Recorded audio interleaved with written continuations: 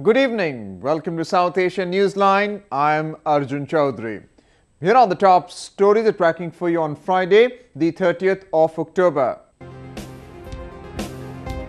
US urges Pakistan to fulfill promise of acting against Lashkar and Haqqani. Imran Khan and wife Reham Khan part ways 10 months after marriage. And Bollywood raises suspense with crime thriller Main or Charles this weekend. And now for all the details.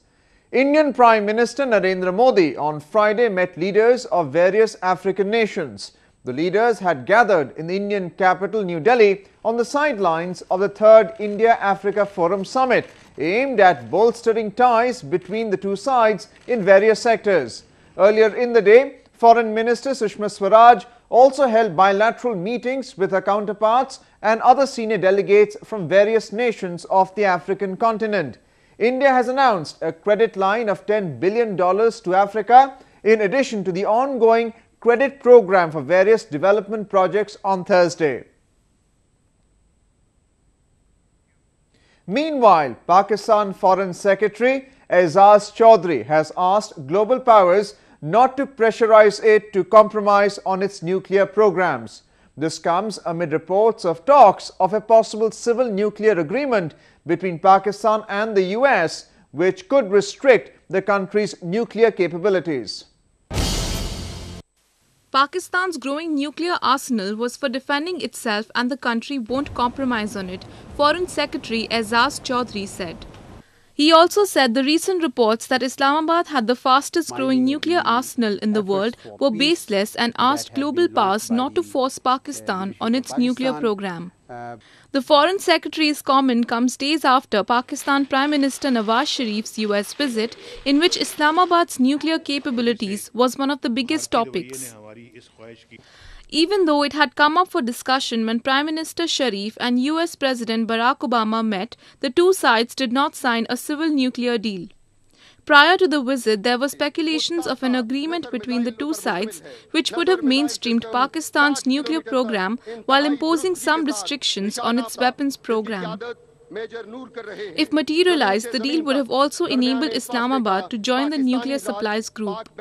Pakistan has been for some time trying to reach on an agreement with the US on nuclear, much like the Indo-US civil nuclear deal which was signed in 2008. The US State Department has expressed concern over Pakistan's continued support to terror outfits despite its promise to launch a crackdown against them. This comes less than a week after Pakistan Prime Minister Nawaz Sharif's visit to the US, where he reassured his government's commitment to fight all terror groups operating from its soil. The US reminded Pakistan of its commitment made last week to take action against terror outfits like the Lashkar-e-Taiba and the Haqqani network. We know that the safe havens still exist along that border region, and we have been very plain about our concerns over those continued safe havens, US State Department spokesperson John Kirby said. Pakistan Prime Minister Nawaz Sharif during his US visit had promised President Barack Obama and Secretary of State John Kerry that effective action would be taken against all terror groups. The lawless tribal region of Pakistan has for long been a safe harbor for groups like the Al-Qaeda and Haqqani network, which unleash attacks in the neighboring Afghanistan. Even though Pakistan launched Operation Zarb-e-Azb against the Tehreek-e-Taliban, the US had accused it of not acting against groups like the Haqqanis, who also operated from the same region. The Haqqani is an Afghan Taliban-linked terror group which has been blamed for a spate of high-profile attacks on US interests in Afghanistan.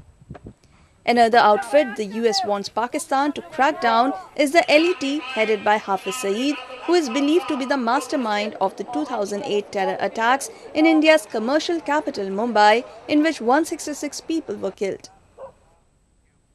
The Nawaz Sharif government has revised the estimated cost of the Neelam Jhelum hydroelectric project in Pakistan-administered Kashmir to $3.9 billion. The mega project, which was sanctioned over 3 decades ago, is aimed at ending the acute power crisis in Pakistan. The construction of the ambitious Neelam Jhelum Dam, which has been lingering for years, has hit yet another snag after the CEO of the project resigned last week. This has once again cast doubts over the timely completion of the 969 megawatt project. The construction, which began in 2008, was expected to be completed by next year. The dam on the Jhelum River was first approved in 1989 by the then Benazir Bhutto government at a cost of $145 million. But the project cost has escalated manifold since then. The current PMLN government has further revised the cost upwards, expecting a capital injection of $3.9 billion. Even though the government has claimed that the cost overrun was due to rising prices and falling exchange rate, the opposition has cried foul and called it an open robbery. The opposition has alleged that the increase in project estimate will lead to higher power tariff, which will pinch the people. The dam is being built in a seismically active zone against the wishes of the locals and warnings by international experts. The mega project has also displaced thousands of locals and inundated acres of fertile farmland. The displaced people complain that they have not been properly compensated and rehabilitated. Apples produced in Gilgit-Baltistan are world famous, but with yet another harvest season around, farmers are worried as they stare at huge losses in the absence of cold storage facilities. Gilgit-Baltistan has a perfect climate for production of highly nutritious apples, but farmers in the region are a distressed lot.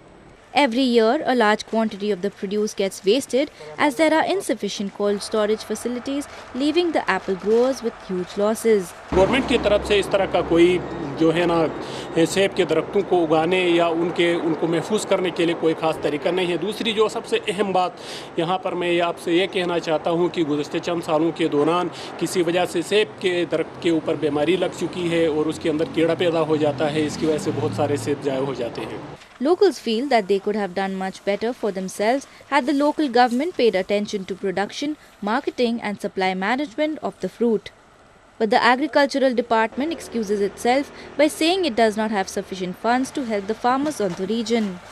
Gilgit-Baltistan में दुनिया के सबसे अच्छे सेब पाए जाते हैं, लेकिन गिलगित-बल्तिस्तान में उनको महफूज करने के कोई तरीके नहीं, उनसे जूस निकालना या उनको डब्बे में पैकिंग करना, इस तरह के कोई कारखाने नहीं हैं। With the local administration refusing to help them, apple growers have nowhere to go but to suffer in silence.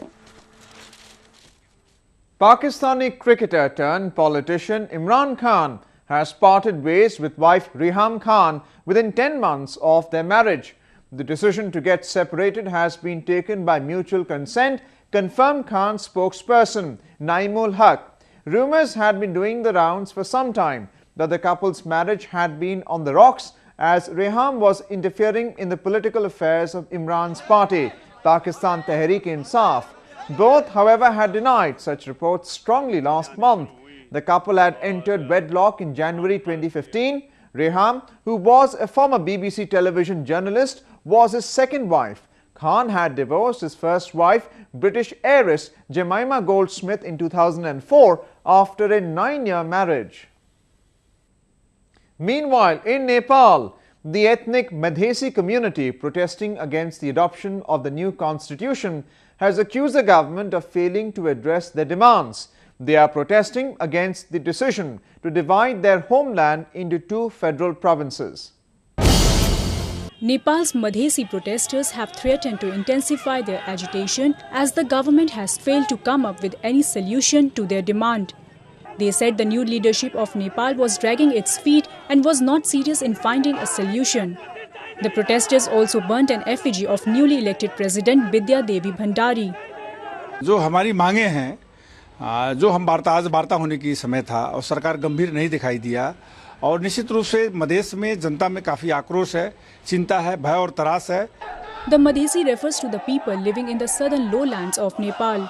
They accuse the Nepalese government of treating them as outsiders and not part of Nepal due to their Indian roots. More than 40% of Madhesis still do not have citizenship or voting rights. They have been protesting for over 2 months now against the decision to divide their homeland and are demanding more parliamentary representation. Even as the election battle is heating up in Myanmar, an opposition lawmaker, Nguyen Nhan Lin, was attacked by swords-wielding men. The incident took place late on Thursday in Yangon when a group of men attacked supporters of the National League for Democracy, or NLD, led by Nobel laureate Aung San Suu Kyi, while the attackers have been held by the police. The motive of the attack is yet to be ascertained. The attack is the most serious case of election-related violence so far. Myanmar goes to polls on November 8 in what is being touted as the most credible election in decades, in which Suu Kyi's NLD is being seen as the favourite. His on-field performances are talk of the town, but this time Indian cricketer Harbhajan Singh donned up groom's attire for his big day off-field. Indian off-spinner Harbhajan Singh started his second inning with all smiles. The cricketer tied knot with long-time girlfriend and Bollywood actress Geeta Basra in a big fat wedding ceremony on Thursday at his hometown in northern Jalandhar. Singh and Basra courted for around 5 years before exchanging marital vows. आज मैं और गीता इकट्ठे हुए हैं और आप लोग की दुआ साथ चलती रहे, यही चाहता हूँ. I'm really happy, very excited, and I'm sure my wife is also very excited about it. The wedding was kept private and attended by close friends and relatives. The celebrity couple will host a reception on Sunday in New Delhi.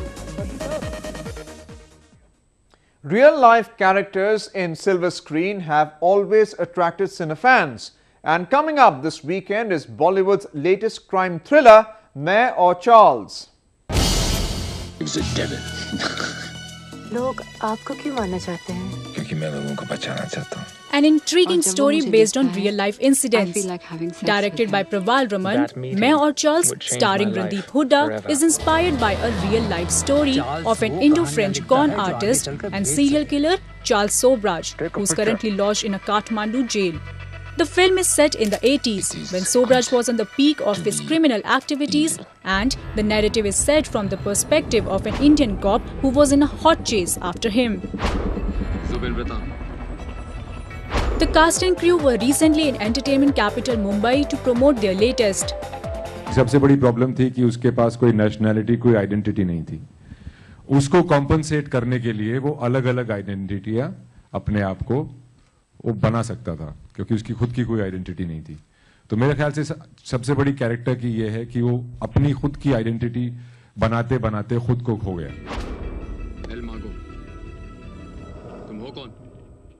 Sobraj, better known as Bikini Killer, is enigmatic, charming, and never fails to woo women. What makes him more intriguing is his ability to manipulate everyone and anyone around him. In another promotional event in capital New Delhi, director Praval Raman said the film tracks his eventful criminal career. The basic storyline is that anybody who meets Charles at any point of their lives, how their lives changes. So it's a story of that. And obviously we have covered Charles from the Thailand days to the Goa hippie days to the Bangkok. I mean, a lot of Charles is covered in our film. The highlights of the series of crimes shown in Main Aur Charles is the infamous jailbreak in 1986, which rocked the entire nation. While the thriller is engaging in all aspects, it is the mystery around the man that makes the film interesting. I'm guilty.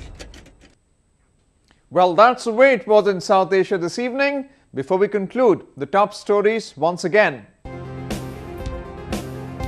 The US urges Pakistan to fulfill promise of acting against Lashkar and Haqqani. Imran Khan and wife Reham Khan part ways 10 months after marriage. And Bollywood raises suspense with crime thriller Main Aur Charles this weekend. Now our viewers can watch the show on SouthAsiaNewsline.com. You can also visit us on Facebook.com/SAsiaNewsline and follow us on Twitter @SAsiaNewsline. That's all in tonight's edition. We'll see you same time next week. Have a great weekend and good night.